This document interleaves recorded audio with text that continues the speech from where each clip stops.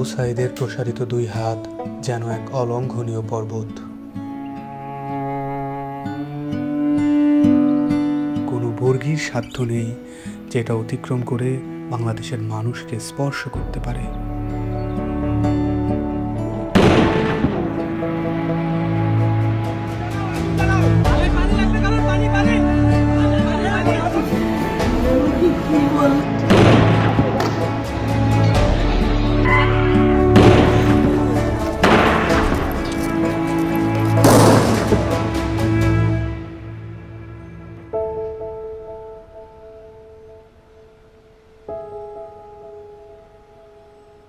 জুলাইয়ের পর থেকে বাবা প্রতিদিনই রাস্তার আশেপাশে হাঁটাহাঁটি করেন।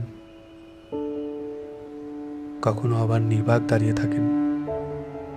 উনি সামনের দিকে তাকিয়ে থাকেন, কিন্তু আসলে কোনো দিকেই তাকান না।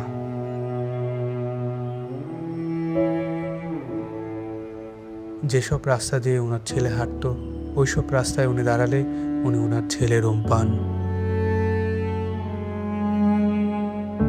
আমার ছেলে মৃত্যু অবস্থায় যখন দাফন দিতে নিয়ে যাবে, এর আগে যখন দেখছি যে হাসতেছে, সে হাসতেছে, হাসি মুখ অবস্থা।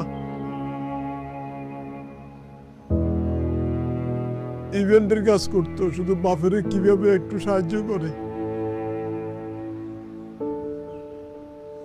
কোনো আজে বাজে আড্ডাতে ছিল না। ওই সারাদিন শুধু কলেজ থেকে আসা ও একটুখানি বিকেলবেলা একটু বন্ধু বান্ধব নিয়ে ক্রিকেট খেলতো, ক্রিকেটের পাগল।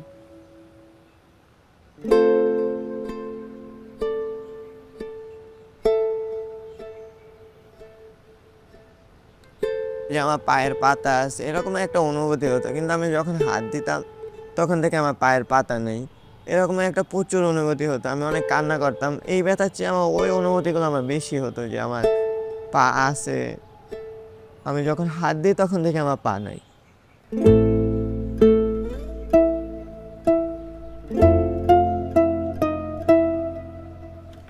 এই হসপিটালে আমি অল্প কিছুদিন হলো আসলাম।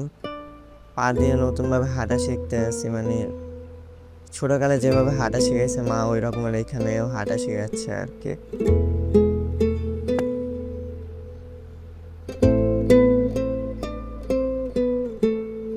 একটি প্রতিবন্ধী কিশোর, 7 বছরের বাচ্চা, ল্যাংড়া মানুষ যদি সংগ্রামে নামতে পারে, তাহলে আমি কেন বসে থাকবো ঘরে? একদিন তো মরতেই হবে, তাই মৃত্যুর ভয় করে স্বার্থপরের মতো ঘরে বসে না থেকে গুলি খেয়ে বীরের মতো মৃত্যু অধিক শ্রেষ্ঠ। আমি যদি বেঁচে না ফিরি, তবে কষ্ট না পেয়ে গর্বিত হয়েও জীবনের প্রতিটি ভুলের জন্য ক্ষমা চাই। আনাস।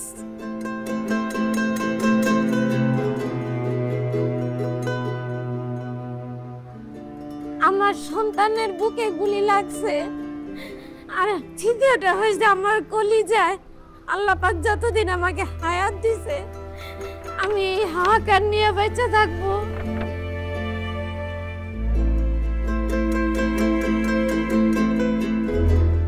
প্রিয় বাবা আসলে আমাদের একটা কিছু না, কিন্তু চকলেট নিয়ে আসছে। প্রিয় বাবা নাই বাড়িতে, যখন বাইরে গেছে আর পুলিশ এসে ওকে ঘুরি মেরে দিছে। আই মিস ইউ প্রিয় বাবা।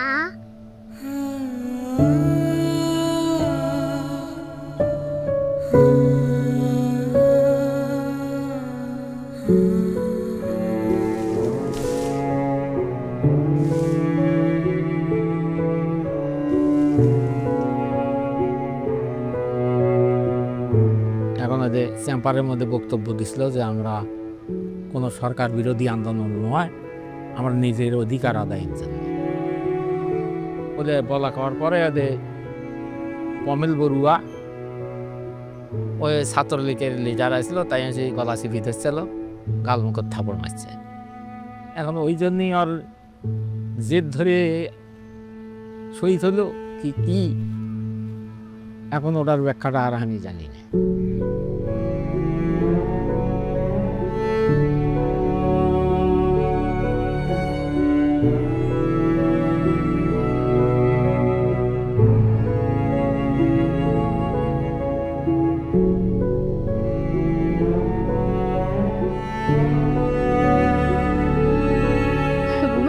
মায়ের দুধ খাইয়া ঘুমায়, সেই ঘুমটা ঘুমাইতে পারে না, তখন আফাইতে পাইয়া পাইতে পাই করে উলট ফুলট করে ঘুমের লেগে আবার উঠে খুলে লই।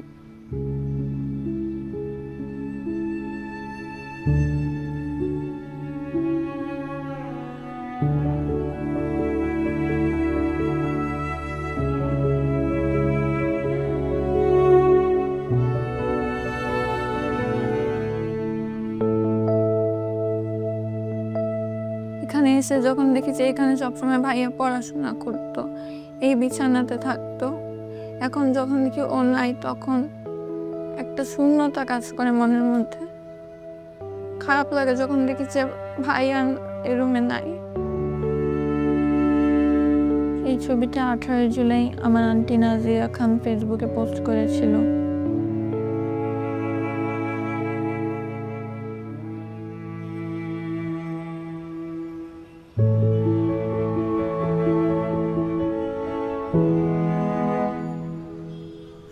আজ কতদিন আমার ছেলে আমার মা কয়, আমার মাও কয় না, আমার বুক হয় না, কয় না মা বাপ বেড়ে দে।